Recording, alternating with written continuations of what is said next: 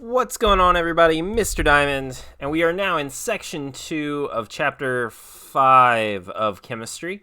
This is types of equations. We talked about balancing equations, which isn't a really important skill, but for the most part, it's going to be pretty straightforward. Word equations are tougher for sure, but balancing is usually not going to be a super difficult thing for us to do later on. So the second half of this chapter can be a little bit harder, and it's actually going to be identifying types of equations.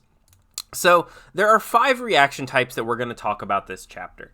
There are synthesis, there are decomposition, double replacement, single replacement, and combustion. And the key thing for this chapter is that we are going to be treating chemistry like a dance. If you have ever been to a school dance, which I assume a decent chunk of you have been, you know that there's a lot going on. You usually are focused on kind of your individual friend group, and occasionally there's drama or there's people who you're really hoping that you get to dance with or your friend gets to dance with. But I can tell you as a chaperone who has been to numerous school dances, and as someone who went in high school as a photographer, so only paying attention to other people, that usually all of the different types of things are occurring at any given moment. And it just depends on where you look. On some parts, you have people getting into a fight because a guy was staring at another girl, or you have friends that were going as individual people, like not going with anybody, but by the end they're leaving together and they've kind of started dating. There's also probably, not as often, but occasionally there's these relationships where someone is with one person and then they leave them and go to another person during the dance. And it's just all of the drama showing up at one part. And sometimes even, although this is more reserved for the teen dramas, you have people who completely swap their partners. A guy and a girl show up together, a guy and a girl show up together, and we're going to be really heteronormative this chapter, so I apologize for those of you. You know this is just for convenience sake. It's just for the metaphor. But you have a guy and a girl show up together, and then another guy and a girl show up together. But by the end, the dates have swapped with one another, and both of them are leaving with the other person's boyfriend or girlfriend.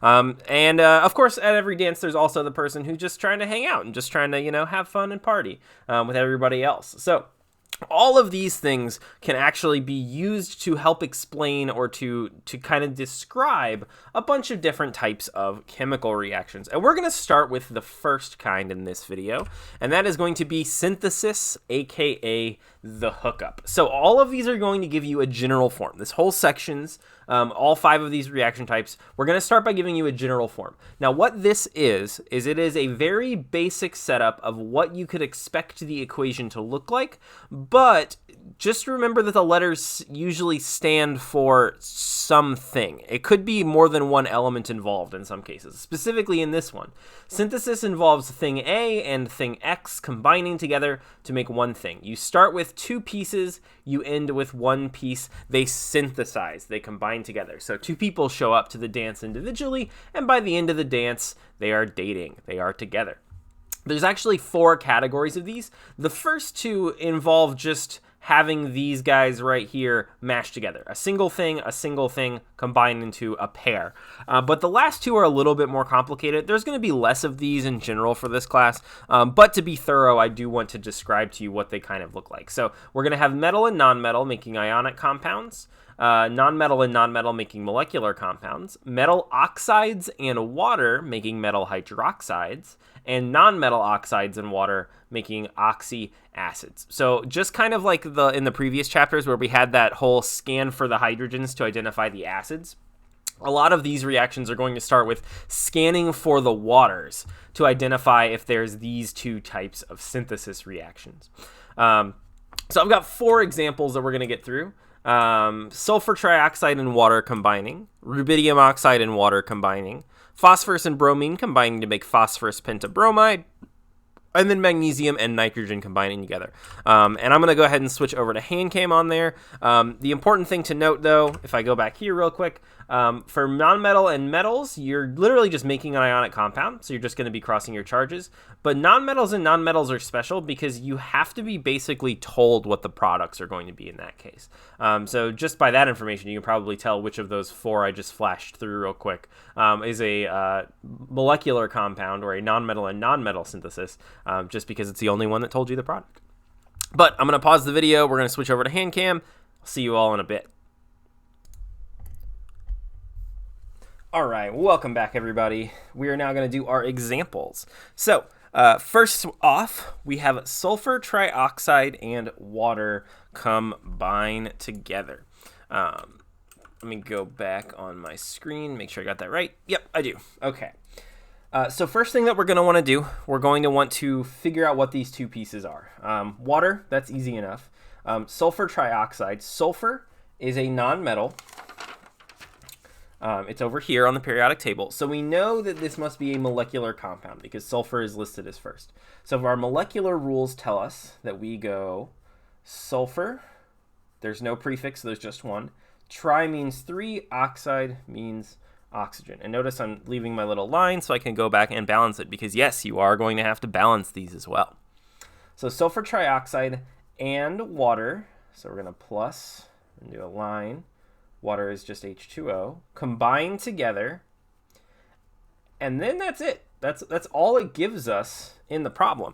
So if you haven't figured out yet from that first section here, you're not just identifying them, but part of identifying is being able to predict the outcome. You should be able to predict what the result of the reaction is going to be if you're only given some of the reactants.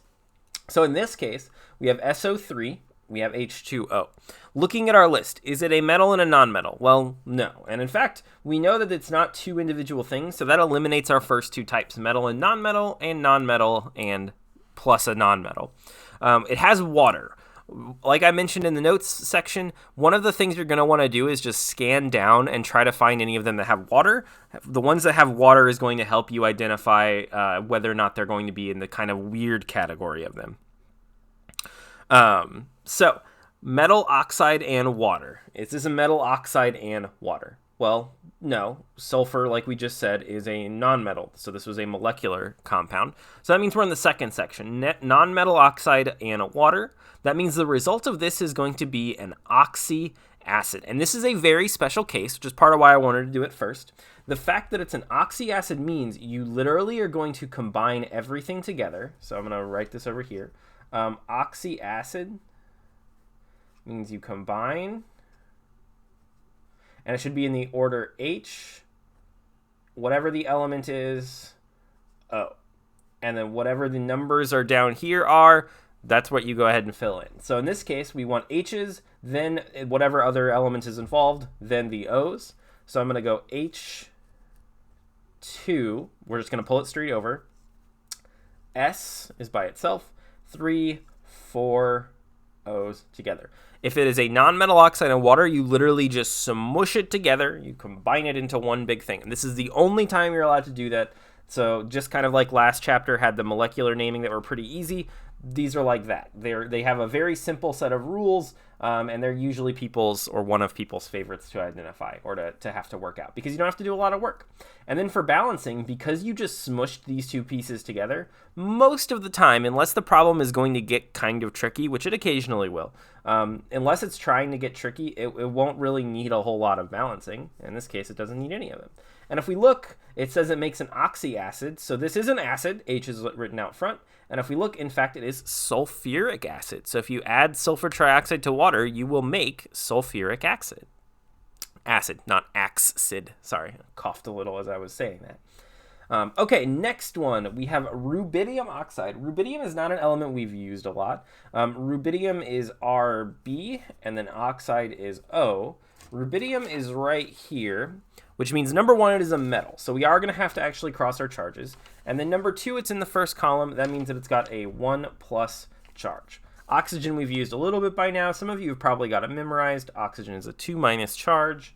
So we're going to cross them. And that means for our actual problem, when we're writing our equation out, we're going to start with Rb2O, rubidium oxide, plus we have our water again. And again, when you look through these equations, if you see two elements or two compounds combined together, and one of them is water, that's a sign that you're looking for either a metal oxide or a non-metal oxide, and you're going to be doing a synthesis reaction. In this case, a metal oxide and a water react to form a metal hydroxide. Now, if in case you aren't still feeling super confident of your polyatomics, hydroxide is OH with a negative charge. So now we're going to actually have to do a second crossing of our charges. We're going to make rubidium hydroxide. Rubidium has a 1 plus, hydroxide has a 1 minus. If we cross our charges, they're going to completely cancel out. We'll be left with RbOH. And now we have to balance it.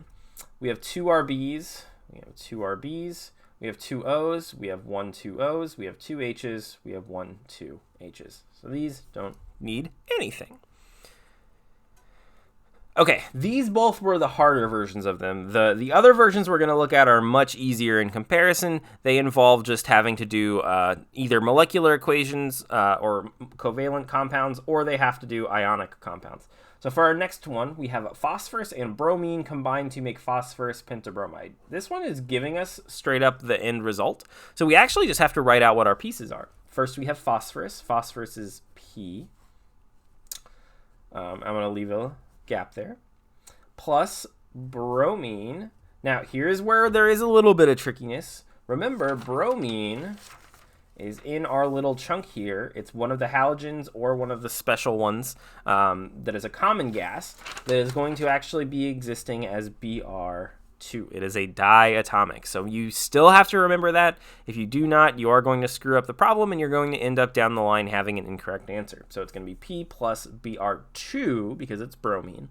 Combine to make, so that tells us we've got an arrow. Now, the reason this one has to tell us what the answer is because we can't predict results of molecular compounds. There's a couple of common ones, like if it makes water or something like that, we could know that. But in this case, we don't know a normal thing that phosphorus and bromine combine together to make. So I have to just tell you that it is phosphorus pentabromide, so PBr5. And then we go ahead and balance it. There's 1P, there's 1P, there's 5 Brs and 2 Brs. That doesn't line up, so we're going to have to put a 2 and a 5 there. 10 is the smallest number they would both have in common. It's the least common multiple between 2 and 5. And that means we're going to need 2 Ps over here. 2, 5, and 2, nothing goes into all three of those numbers equally, so we have it as our most reduced form. And just to check, 2 Ps, 2 Ps, 10 Brs, 10 Brs.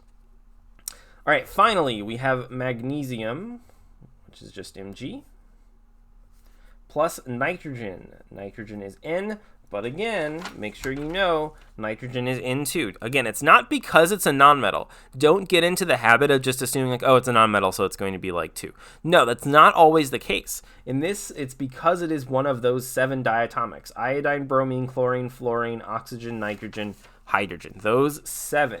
Because it is in that list, it needs to have a little 2. And then we're going to go ahead and put our arrow. And then it's going to be magnesium and nitrogen combined together. So we're going to actually make an ionic compound as the result. This is going to be ionic compound, which means we need to cross our charges. We got to do the crisscross. So I'm going to go ahead and do it down here just for space reasons. We have Mg. If we check its position on the periodic table, Mg is right here. That is a 2 plus charge. Nitrogen is right over here. It is a negative because it's above and to the right, and it's 1, 2, 3. So it's a 3 minus charge. So we're going to and we're going to cross, and we get Mg3 and 2. Very, very, very important part here. Nitrogen being diatomic means that when it's by itself, it's not in a compound. It's most commonly going to be in 2.